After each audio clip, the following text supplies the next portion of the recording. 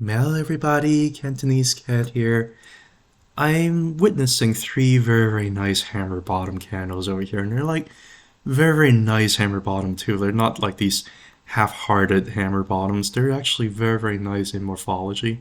Usually, when you see these kinds of things, it really signifies that whatever underlying asset has bottom. You can see one over here that have really marked the bottom, before going up higher. You've also recently seen this one over here, a very nice hammer bottom that marked the bottom over there, right? So you see these things over and over again. Over here is a hammer bottom. It did go up down a little bit further, but not that much further before going up higher. So you're seeing these kind of back to back within 8 weeks. That really makes me think there's a significant demand underneath.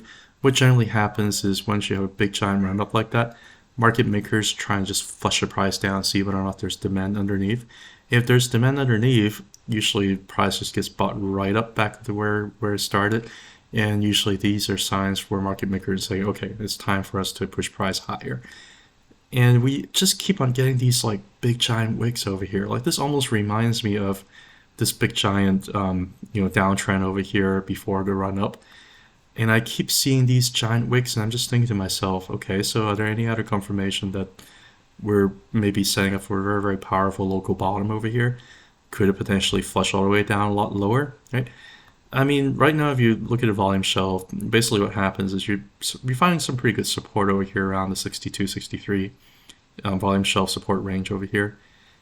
The next volume shelf underneath down there was already been tested, right? The price went all the way down to like the 56,000 area, and it bounced from this volume shelf, right?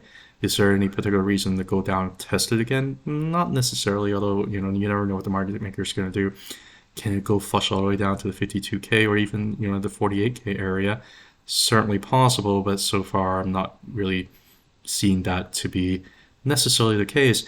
One thing that also goes along with this downtrend being potentially exhausted is just look at a volume. This is Coinbase volume. Just look at a volume, right? Increased buying volume all the way from 40K or up to like 70K. And since then, you really have just been very small, very slow downtrend here on declining volume. We have this big recent giant hammer right there. Volume has pumped up, right? So that tells me there's a lot of demand for Bitcoin right around this volume shelf over here. So I'm not sure. Like when I was trying to backtest, I was trying to look and see whether or not there's any history for any like bull flag that looks like this. That has like three back-to-back hammer candle. And I look through history of Bitcoin. I just never really seen that. So this is a pretty unique situation here. And this looks like a classic bull flag because of declining volume. A couple other things I was looking at too. I was trying to tell you the other day, probably last week. I was showing you the Ichimoku cloud on the 2 week chart. Actually, I'm going to show you the 2 day chart.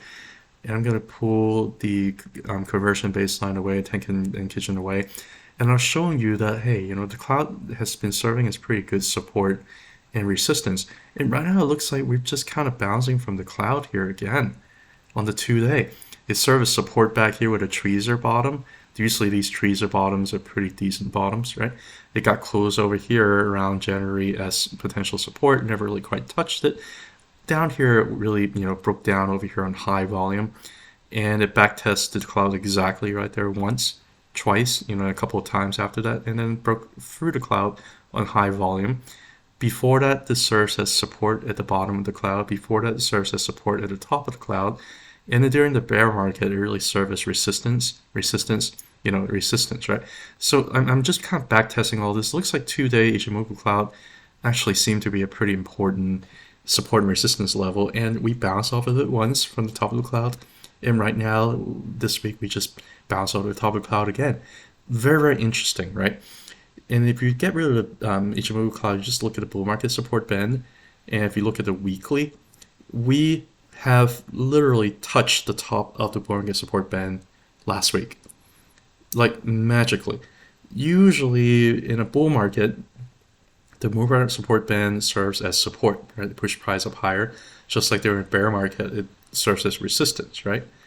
And the entire last cycle of the bull trend was just way too parabolic and way too exhaustive, so it never really touched that. But right now, we actually back tested the bull market support band. So This is actually very healthy price action, and this could allow Bitcoin to go up a lot higher. Now, again, is this a guarantee that this is the bottom? Even though it's a very high volume candle, even though there's a downtrend here on declining volume, not necessarily. Could it flush down? Sure, but I'm just not seeing that as the primary scenario. You always want to not go all in a leverage and go all degenerate. But I'm seeing some pretty positive things over here for Bitcoin, particularly the 2 day Ichimoku cloud. I mean, like, this is just, if it bounced from here and if it ends up being support and before we go up, like, this is amazing.